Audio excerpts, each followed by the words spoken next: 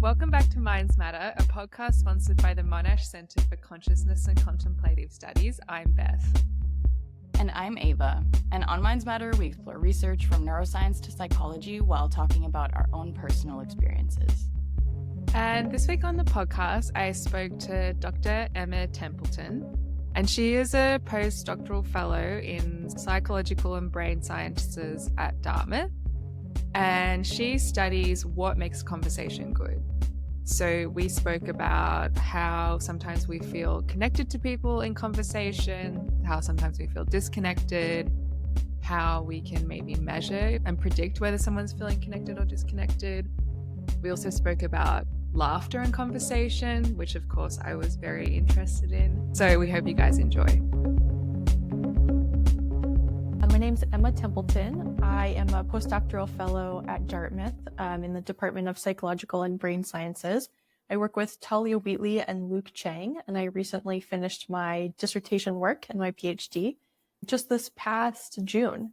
The question that motivates all of my work is what makes conversation good, which is maybe not the most scientific question in the world, but it's the one that really grounds a lot of the work that I do and captures the essence of what I want to learn about, which is really that feeling of having a great conversation with someone and walking away and just being so excited. I think it's such a magical feeling, and I love when you stumble into these really great conversations.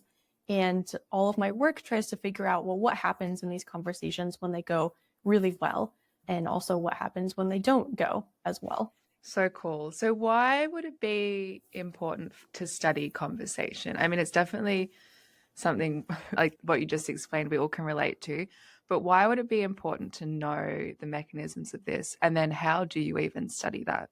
Yeah, great question. So I'm a social psychologist, and I think conversation is the most ubiquitous social behavior we engage in. We have conversations all of the time with lots of people, and it's the way that we form relationships, how we maintain relationships, navigate our social networks.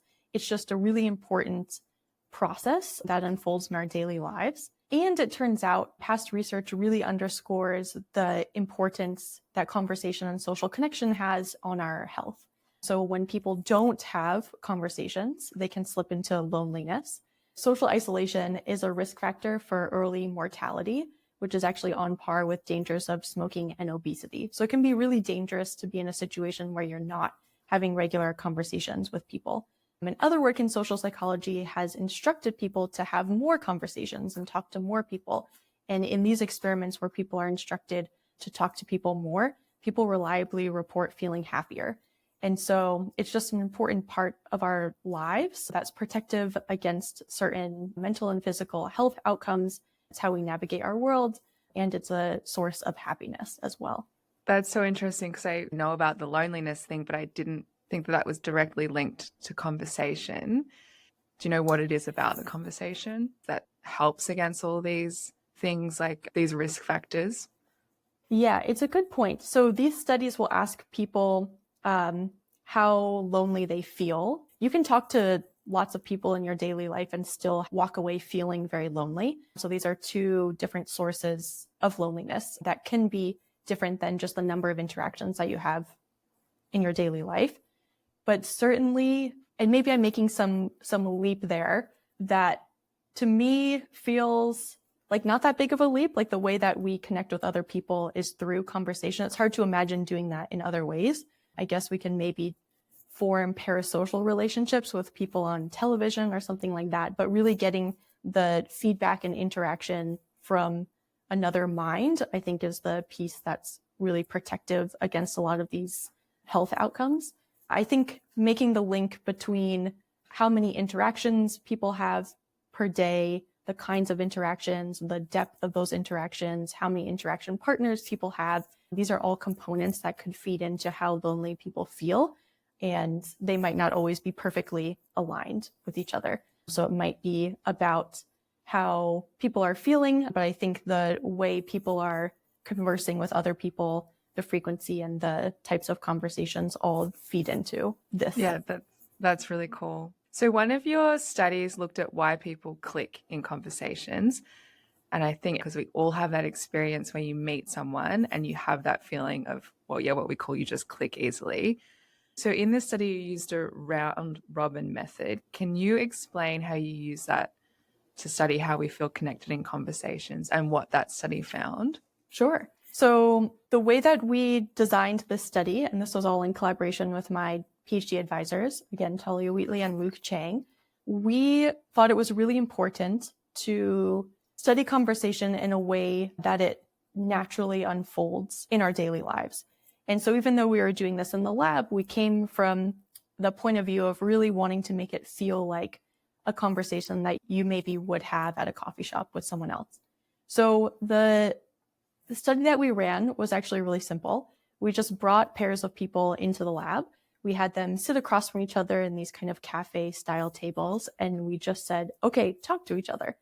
And then we left the room. We said, you can talk about whatever you want. We'll come back and get you after 10 minutes. And there was no task here. So our participants could do whatever they wanted. They had 10 minutes to just have a conversation. There was no clock or anything on the wall, so they weren't like counting it down in any way. Just after 10 minutes had passed, we walked in and said, okay, your conversation is over. And we structured the data collection in what's called a round robin design. So every round of data that we collected had 11 participants, and every participant had 10 different conversations.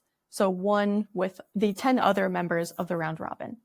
And we didn't make everyone do this in one day. That would be very exhausting and a scheduling nightmare, to be honest. So this was over the course of a term. People kept returning to the lab to have a total of 10 conversations. And we collected a bunch of these round robins, but every person came in and had 10 different conversations with 10 different people. And what's nice is this setup allows us to look at how a single person behaves in kind of a similar situation with 10 different conversation partners.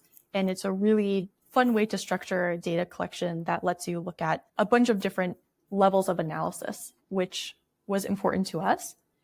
And then after each dyad, so a group of 2 people had their 10-minute conversation, we came in and we said, your conversation is over. And we separated them into different rooms. And then their tasks were to first fill out a survey, which just asked them a bunch of questions, like how much did you enjoy that conversation? How much did you like the person that you were talking to? Really simple survey.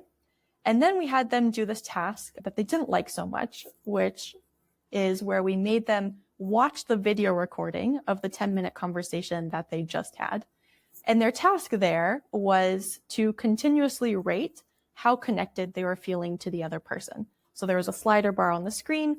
It said, how connected were you feeling at this moment? And as they're watching the conversation, they're able to move the slider bar to indicate that they were feeling more or less connected as time went on.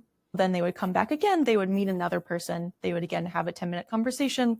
They'd separate and they would do these 2 tasks.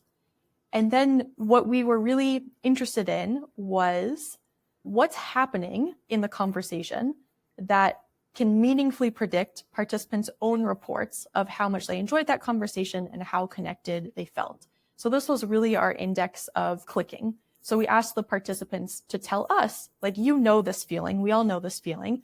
How much did you like talking to this person? How connected did you feel? And then we were looking at behavior in the videos of the conversations that we recorded to try and link up what was happening during the conversation and how people were feeling. Did you find if someone felt connected, so if they were on the sliding scale, I feel connected to that person, did that match up with how the other person was feeling? Really good question. So you can imagine, and maybe this is where your head is going. So everyone's doing this separately, but for every conversation, you get both perspectives of how connected someone is feeling. And so you can make these really cool visualizations where you have what's called a time series. So the up and downs of how one person is feeling in terms of connection over the entire 10 minutes. And you can lay on top of that their partners' impressions of how connected they are feeling.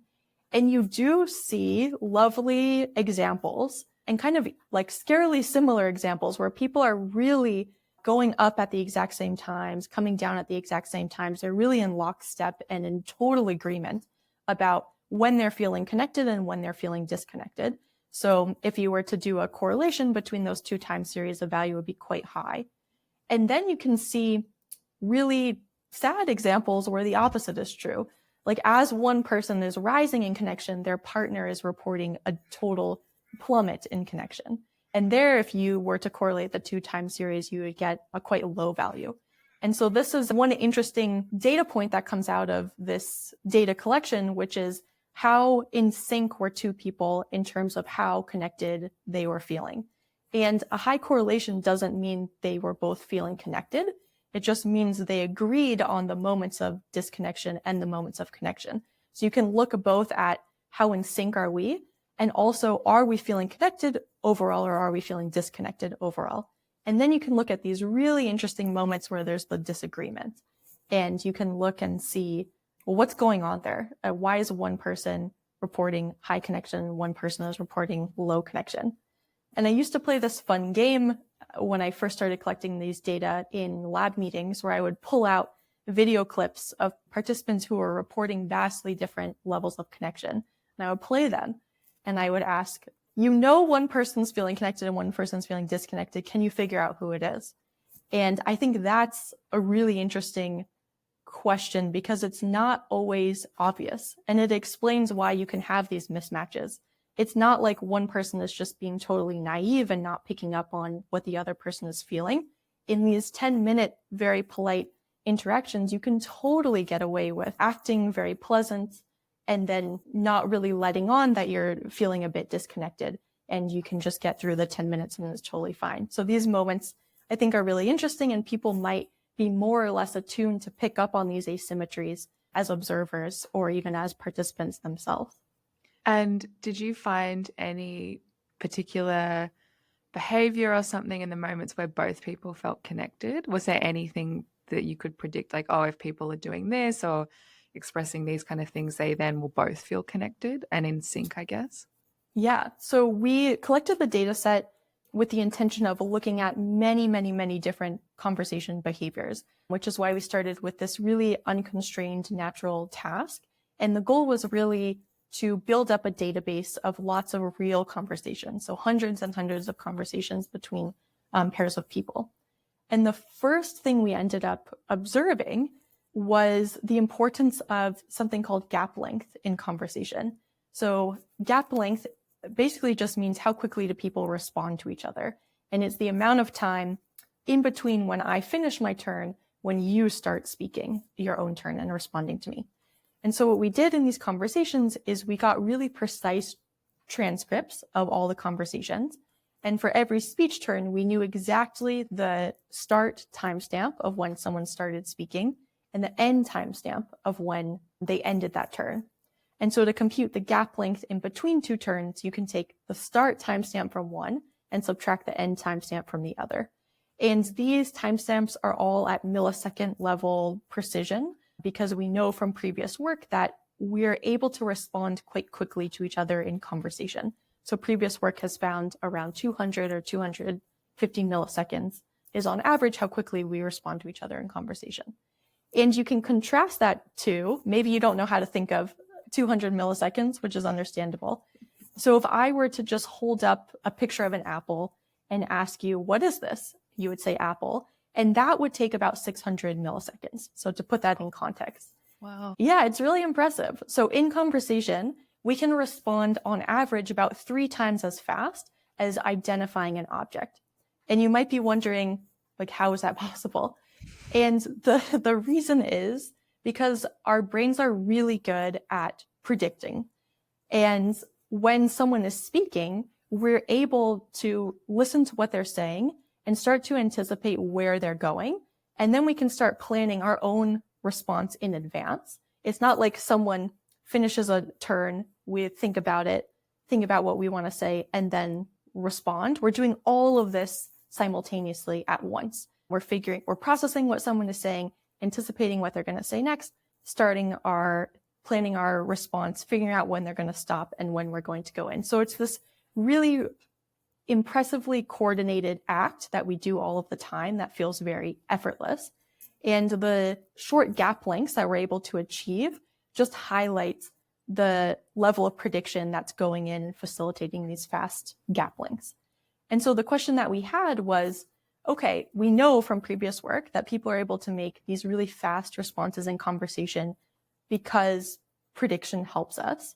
Is it the case that people who are feeling more connected with each other, maybe they have a better sense of the mind of the other person, which is going to make that prediction that much easier? So if I'm really connecting with you, if I really feel like we're on the same page or we're sharing a mental model, there are all these ways that you can think about it.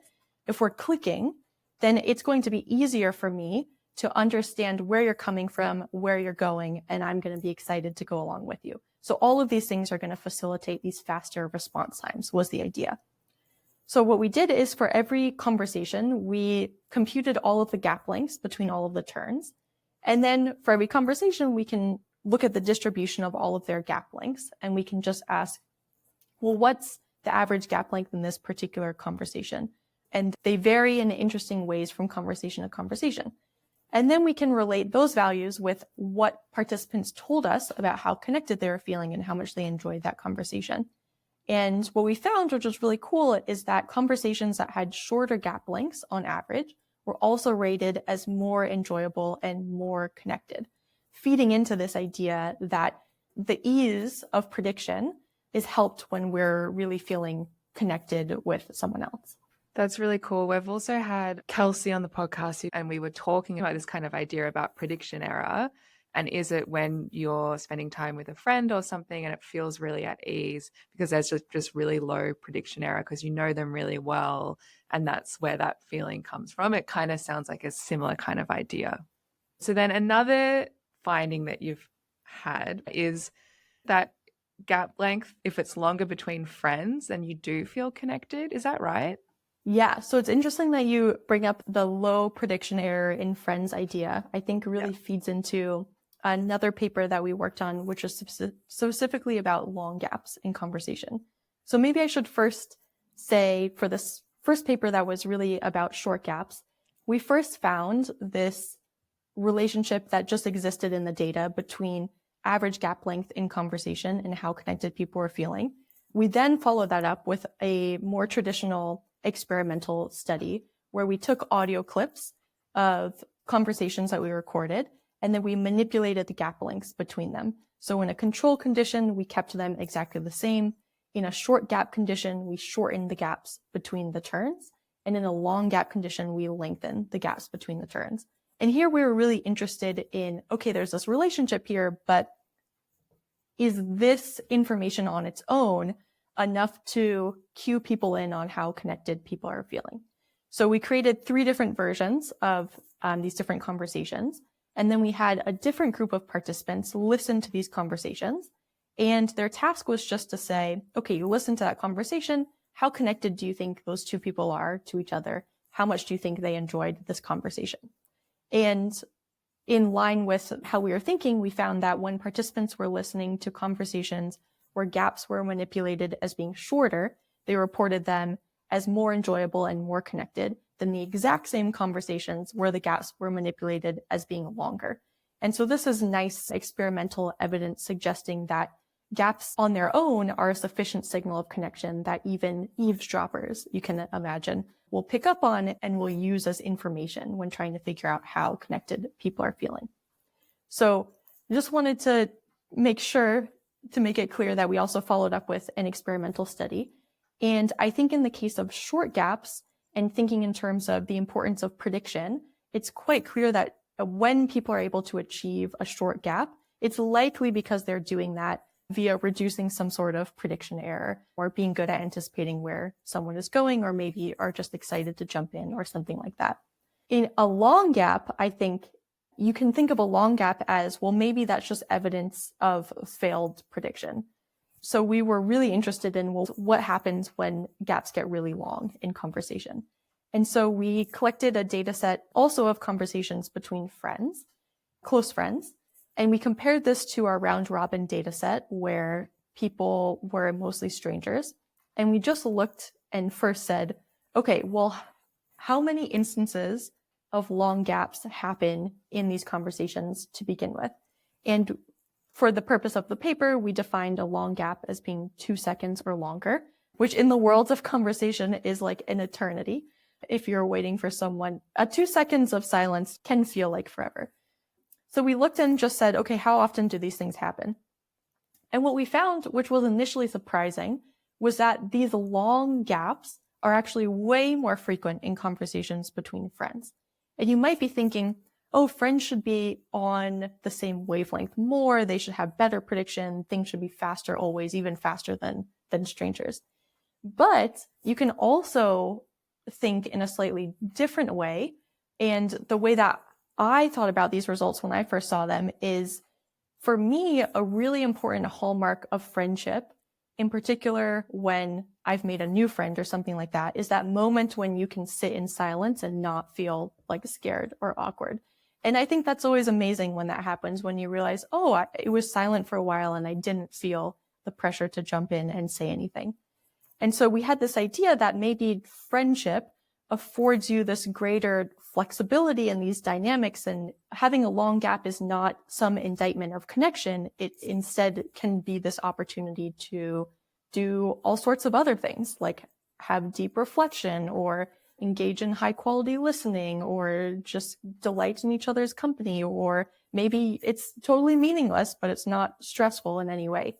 And so what's nice is we looked back at those continuous connection measures that we talked about earlier, where we have in both the friends and the strangers, they watched their 10-minute conversation and rated how connected they were feeling over time.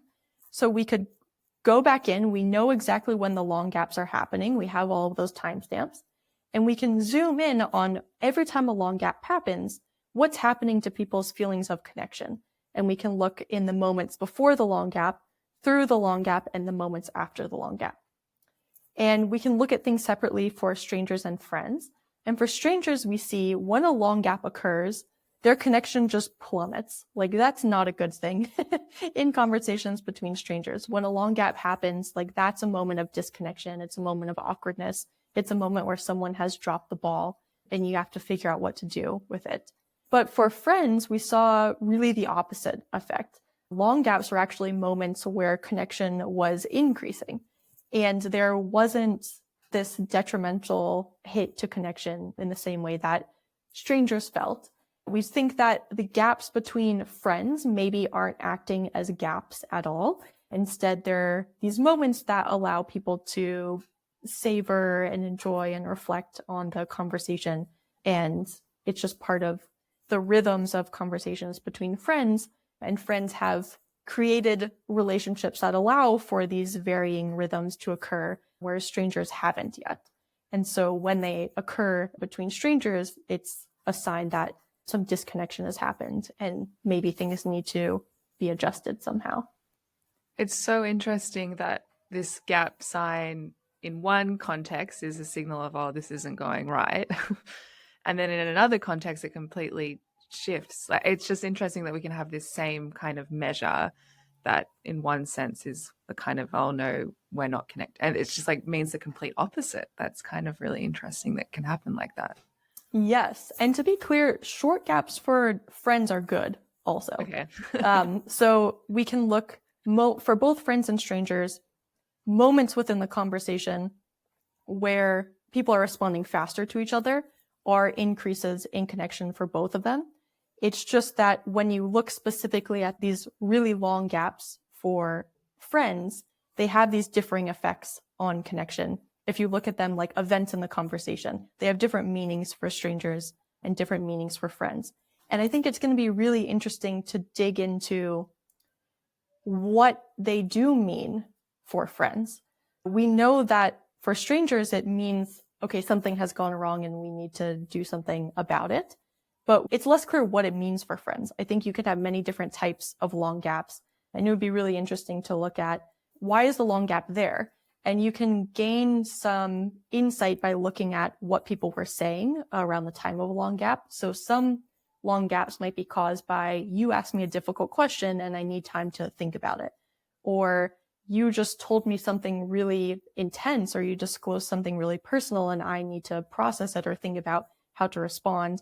Or you said something super snarky. There are just many reasons why a long gap could exist, or even we just notice something in the room together and we're looking at it. Like the long gap is there and they might be equally long, but the reason why they're there can be totally different. And I think that's going to be a really interesting avenue to go down to see, well, how do we characterize these different things? And maybe the different types of long gaps also have different impacts on connection as well. And maybe averaging across all of them, it looks like, oh, it's totally fine for friends, but maybe there are some where, whether you're a close friend or not, like if the long gap is the result of something, then maybe you still see this hitting connection as well. I see. So it could also be when you have a friendship, the content of your conversation changes. That means that there may be long gaps that you don't have with a stranger because you won't probably be talking about these things that ask for a long gap after. That could be one. Is that right? Exactly. The kinds of things that friends can talk about can get you in these more interesting and varied places where a long gap would feel totally at home. Strangers might not get to those places. So that could be one explanation for why that's happening. So I thought the discussion that you and Emma had about this question of the gap in conversations and the gap time was really interesting. And I also was thinking about this idea that you brought up, Beth, that what the gap means kind of depends on the type of conversation that you're having. And it made me think of these other studies that have been done on synchrony in conversations and in other types of cooperative tasks. And so synchrony could be synchrony, meaning like how much your brain waves are in sync. So if you're doing EEG on someone and you're measuring different types of waves, how much those waves are in sync between two people or between a classroom or something. And they've also done really cool studies looking at physiological synchrony, how much you're sweating in line with someone else, how much your heart is beating at the same time as someone else. And there's a lot of work showing that synchrony is good. If you're doing a cooperative task, there's some evidence that if you're doing this cooperative task with someone else, you're more likely to be successful if you're in sync, like your heartbeats are in sync or your skin conductance, so how much you're sweating is in sync with each other. But I went to this workshop once, and this is kind of where the difference in gap time that came to me. So I went to this workshop that was talking about how to figure out doing synchrony for your own studies. And one of the things that they were talking about was actually you have to be kind of careful with what's going on. If you're looking at synchrony, you have to really think through what that means. So especially they were talking about in a situation of conflict, like let's say that you're looking at conflict between spouses or between friends. If you're seeing a bunch of synchrony between people who are in conflict, then that's probably not a good thing, because that means that when you're getting heated, I'm getting heated too. So we're escalating the situation, right? So when I was listening to this conversation between you and Emma about these differences in conversations, and also this question of like maybe one person feels like the interaction is going really well, but the other person doesn't feel like it's going really well, that sometimes maybe you feel like there's synchrony happening, but then that synchrony shouldn't always be happening in every single case. And I was thinking in conversations, maybe there's times at which we would want this kind of shorter gap and to be in sync in that way. Maybe when it's strangers, right? If you're like, oh, I want to chat to you about surface level small talk types of things, like the weather's like this, and you're going back and forth about that. But then maybe when you're closer friends and you have those longer gaps, maybe that's when you don't want there to be as much synchrony, because maybe that's when you're trying to really learn something about the other person. Maybe someone's telling you their perspective on a situation, not even necessarily in a conflict. But if you're telling me your views on a certain subject and I don't know about that subject or I don't fully understand, then it would make sense that we're kind of out of sync. And also probably that I'm reflecting and we're having this longer gap time because I'm really trying to figure out what you're saying and where you're coming from, as opposed to just like being like da da da da da and like the conversation happening really fast. So just say there's a situation where I'm really angry and talking really fast, and you're really calm and listening and trying to understand where I'm coming from. Even though we're not in sync at all, we could still feel really connected. I wonder if there's situations like that, because that feels like you can feel very connected to someone when you are sharing things that someone's going through and you're not, or something like that. So I feel like synchrony probably also doesn't just match up with how connected you're feeling to that person. Yeah, I think so. I think it was just this idea of these gap times and this quantitative marker of how well an interaction is going or how predictive this type of marker like gap time could be of how connected people said that they were feeling or other people were saying that they were feeling. And I feel like synchrony is kind of one of those things that's like a really hot topic now where people are like, oh, synchrony is so important. But then actually you kind of have to really look at the specific situation because of a lot of the times if it's a deeper conversation and maybe especially when there's not only positive emotions, then maybe that's not what you would want. Also, just to say, this is not saying that synchrony and gap times are the same at all. And none of these things that we're saying are verified whatsoever. But I think if someone wants to run the study, I think it'd be interesting to look at synchrony and gap times. And it just seems like there's some stuff going on there that could be interesting overlap wise.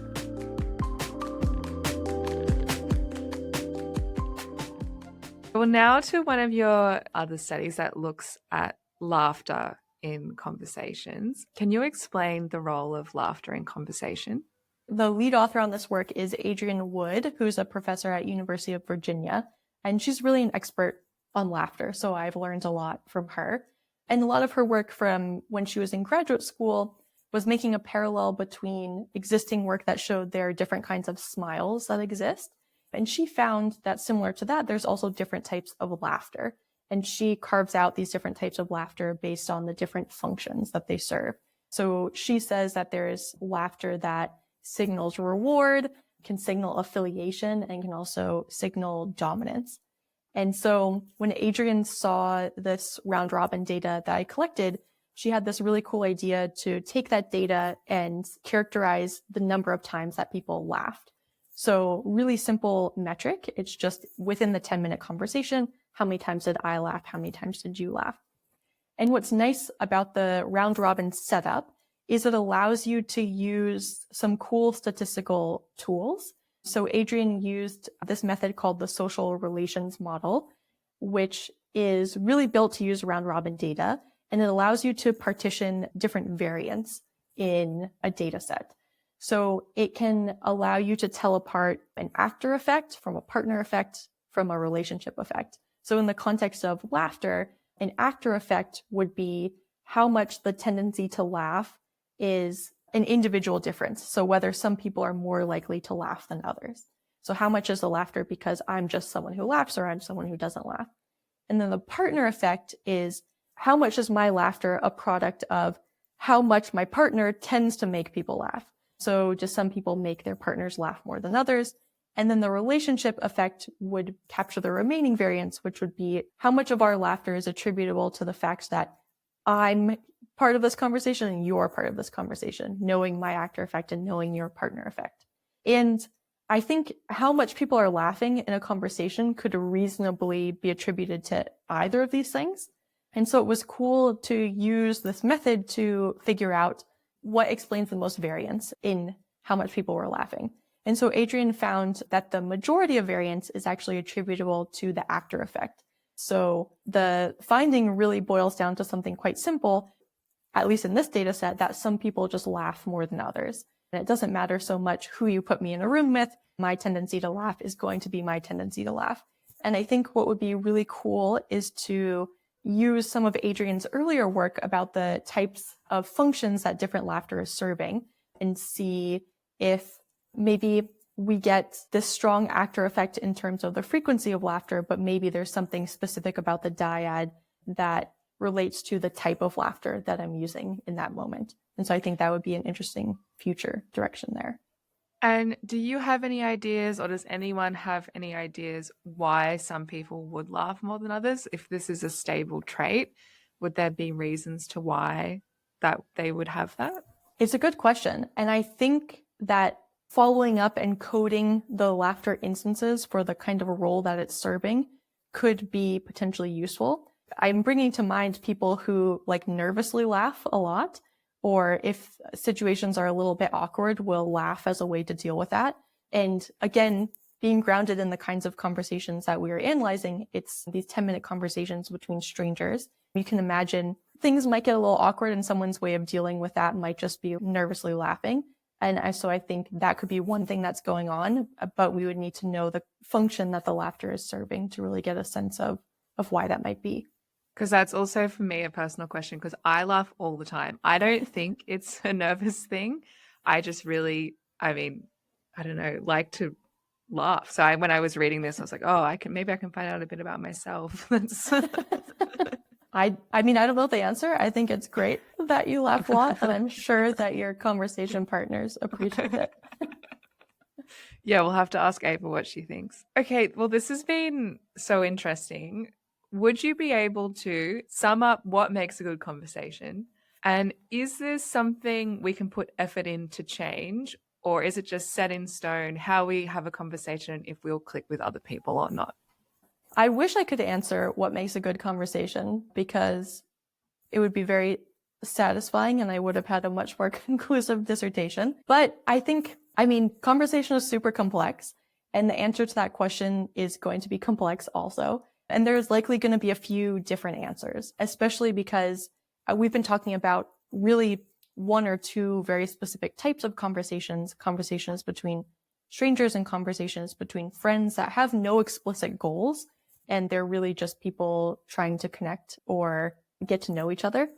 And when you layer in the fact that there are many different types of conversations and people are coming into them with different goals, I think it becomes clear what a really big question that is, and how it's going to be this huge program of research that many different people are going to contribute to and try to understand. So I'm really excited to keep doing this work and trying to have more answers and better answers to what makes a good conversation. So you ask whether we can put effort into it to change, or if it's just set in stone, whether we'll click with some people and not others.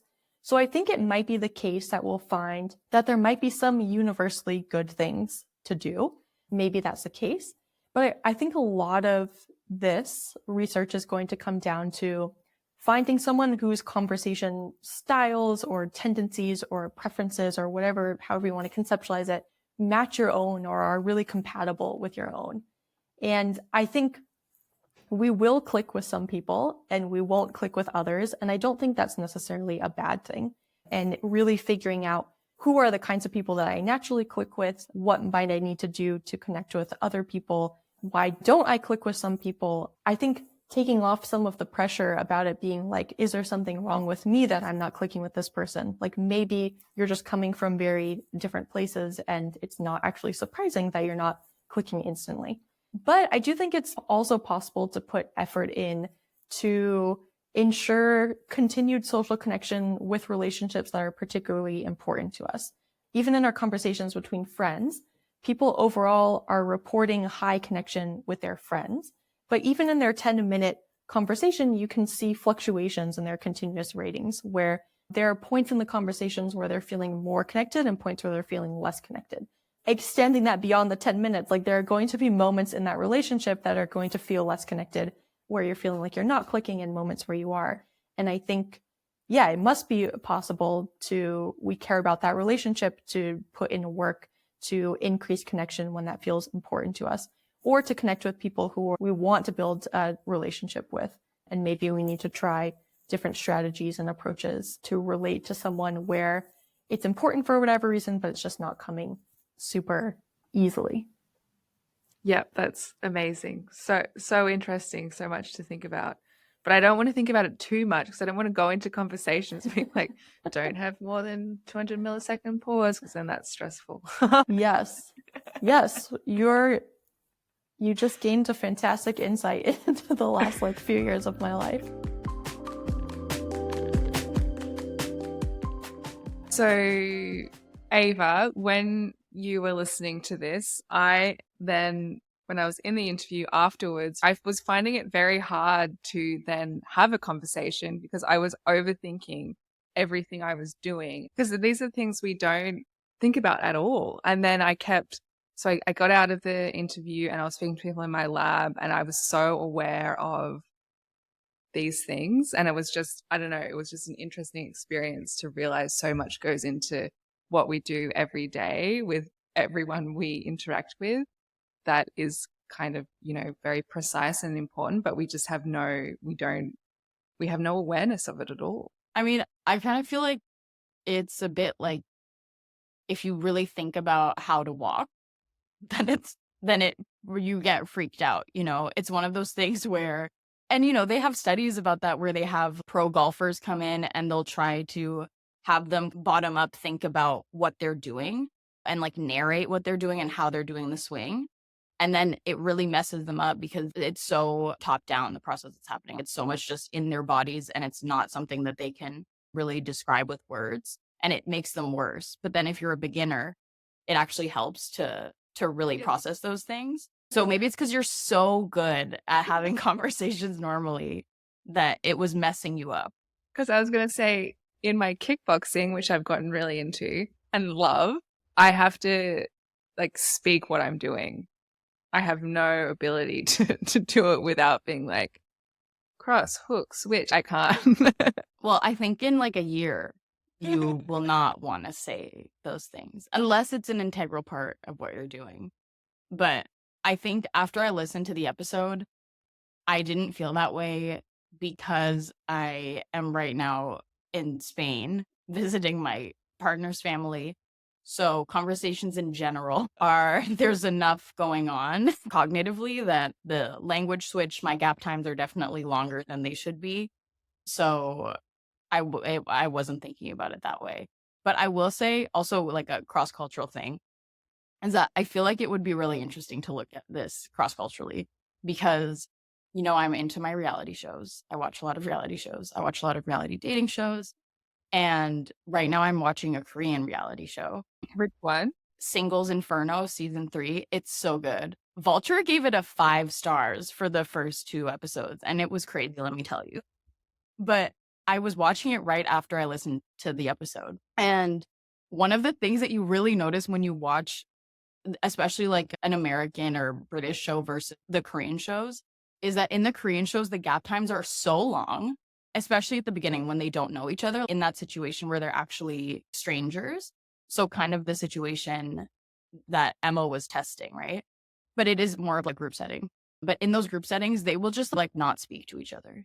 It's silence and they're fine with it and no one's talking and they'll air it. That's what you see. They're just like, hi. Watching them in a group in silence. Well, because there are things happening, but they're nonverbal cues. Can you give some examples? Yeah. So the setup of the show is that each single comes to the island and then walks to a little fire pit and then they sit down at the fire pit.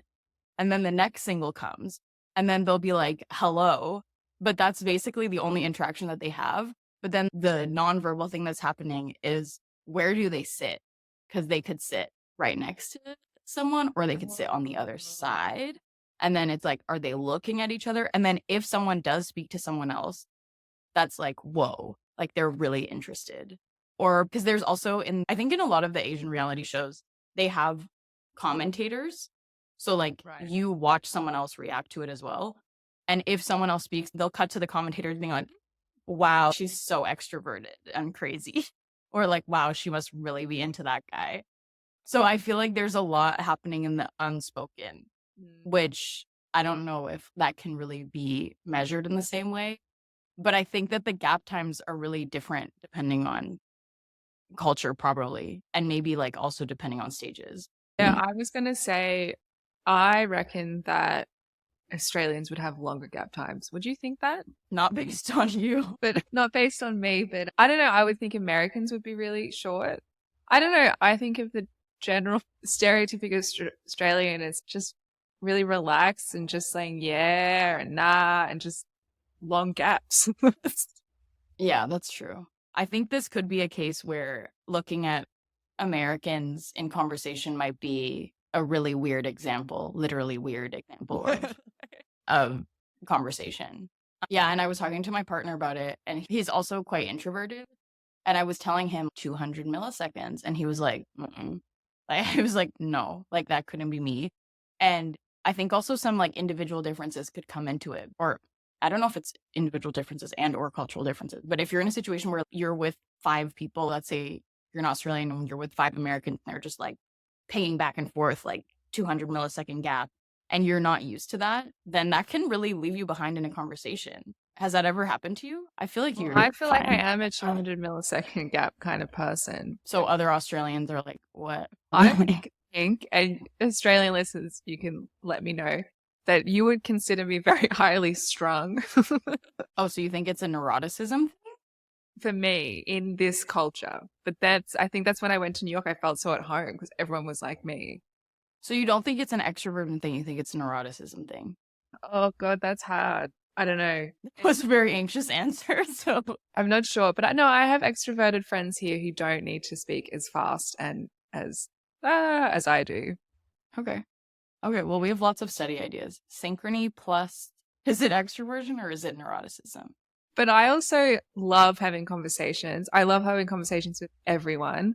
I love having conversations with strangers. I hate being in places where I can't have conversations, Like where? Where is that? like alone in the bush. Oh, okay. I see, I see. I like it too. Whenever I engage in a conversation with someone, I am glad that I did it, but I do feel like I have a lot of dread sometimes going into social Really? situations with like, especially with people that I don't know as well. You know, going to someone's birthday party, if like I know like one or two people there, I'm like, oh, I don't know. But then usually it's enjoyable.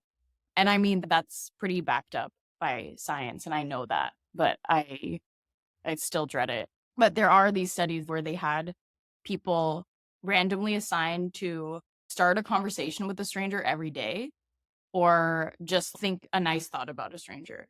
And people thought that other people wouldn't want to engage in the conversation with them. But like, well, I feel like Beth, you're very optimistic, but like, what would you guess that strangers would be willing to engage in a conversation with someone else? Like what percentage of the time? Honestly, and I'm not being True. I think 100%. Okay. The real answer from the study is 87%. People love to talk. And even if you go up to someone and they're shy and you're nice, they like that. That's true. You know, That's true. Well, this study also did one more thing, which was they measured how much of the time people exchanged information and like followed up and became friends. What percentage would you think that happens? Because I would say that I think that's like 5%. I reckon 60%. 60%? You think 60% of the people that have a random conversation in the street follow up and become friends and exchange contact information? I think so. What's the Okay. percent? 41, which I thought was crazy. 60%? I think people are open to that too.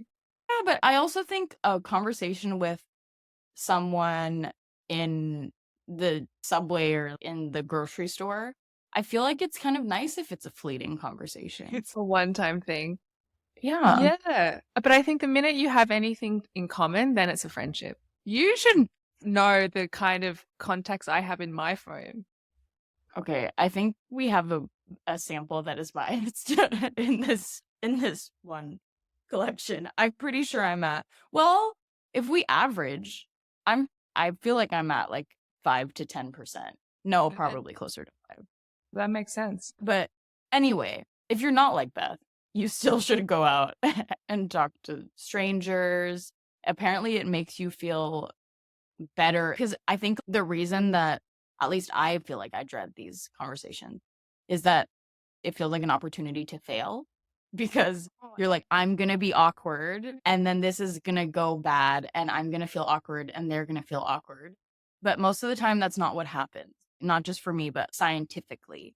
And so after people talk to strangers, they feel less awkward because it didn't go as bad as they thought and they become more confident and they enjoy the conversations more than they thought they would.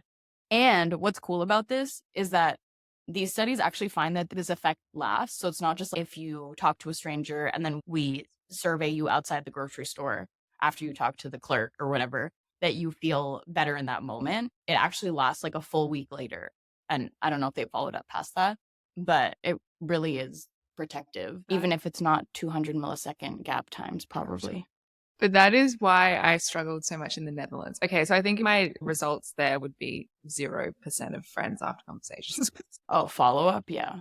But that's why I struggled so much because the people working in the supermarket, everywhere I would go, I would try and tell them about my day and they just didn't want to hear. They just No. No. Or I remember the bike store, I wanted to tell the bike guy about my breakup, and he could not care less. I think he was like, please leave me alone. Yeah. That gap time is forever. Or it's just you following up with yourself.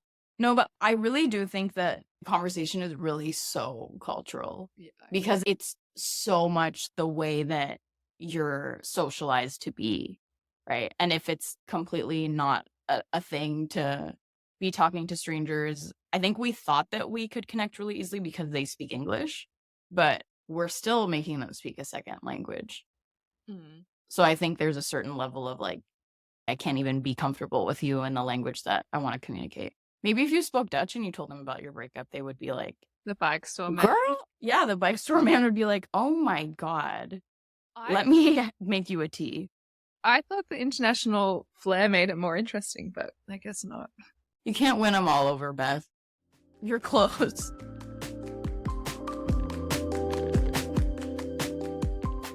If you'd just like to finish with sharing about what you're excited about, what's coming up next for you. So a lot of the work that I've been doing in my PhD still is not out yet in publication form. So I'm really, really excited to get some new stuff out there. Still using these naturalistic data sets that we collected. So I was focused a lot on these gaps in between turns. I've also been doing a lot of language analysis. So looking at the turns themselves. So what are the things that people are saying to each other? How do people build common ground? How do strangers talk to each other in a way that's really categorically different than how friends talk to each other? A lot of really fun things to do in language. I'm also really interested in soon moving from dyads, so two people talking to each other, into groups.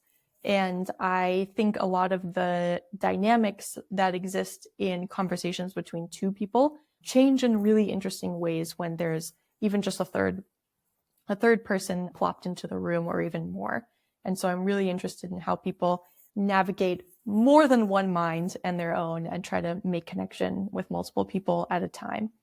I am really interested in seeing what other researchers do in this space.